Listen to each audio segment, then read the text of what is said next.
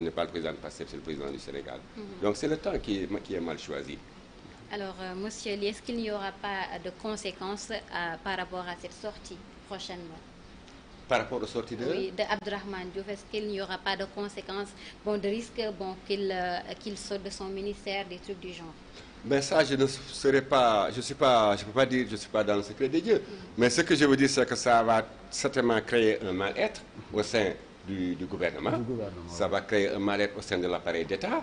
Ce qui était des rumeurs va prendre de la consistance, à commencer à être une vérité. Puisque moi-même, avant même que ne survienne cet incident, j'ai interrogé, je le disais tantôt, un ami pour dire, je m'étonne un peu du silence de l'entourage du président par rapport à la situation actuelle.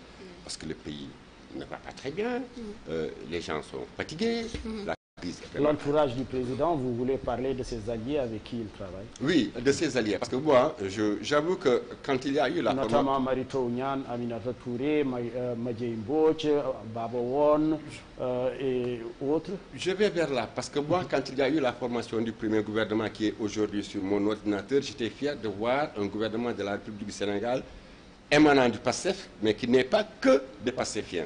J'ai eu tort. Pourquoi? Parce que je me suis dit, les jeunes vont devoir bénéficier de l'expérience, de la sagesse, de tout cet aéropage de personnalités politiques de premier plan. Or, donc, quand ça ne va pas entre...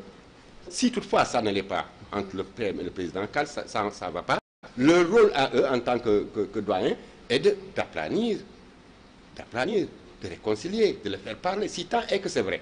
Si tant est que c'est vrai. Si ça ne l'est pas, ce n'est pas la peine. Mais je reste sur ma faim par rapport au rôle qu'il doit jouer aujourd'hui dans l'appareil gouvernemental. Sur un autre chapitre aussi, Ousmane Sonko qui prévoit de sortir le 8 novembre pour s'adresser à ses militants. Est-ce que c'était le moment opportun? C'est vrai que son parti traverse une certaine crise qui est très latente au sein des instances, mais est-ce le moment? Parce que certains disent qu'il y a autre chose plus urgent que ça, c'est-à-dire qu'il y a des difficultés qui assaillent les populations sénégalaises, mais jusque-là, il n'en parle pas et il préfère parler, s'adresser à ses militants que de s'adresser au peuple sénégalais. Est-ce que vous avez cette même lecture en tant que consultant? Non, moi je n'ai pas cette lecture. J'estime que le président Ousmane Sonko, président du PASTEF, et lui a la liberté de l'agenda de son parti. Quand il veut parler à son parti, quelles que soient par ailleurs les conditions dans lesquelles nous vivons, il devrait pouvoir parler à son parti. Et qui vous dit qu'il ne parle pas de ces conditions dans lesquelles des difficultés des Sénégalais avec son parti? Je crois donc qu'il a toute la latitude, le droit de convaincre son parti et de parler à ses hommes. C'est son droit le plus absolu. Ce n'est pas à nous de lui imposer un agenda, un timing pour parler avec ses troupes. Bon, Monsieur Ly, bon, je pense que est-ce que la sortie était nécessaire? Il pouvait tout simplement le tweeter.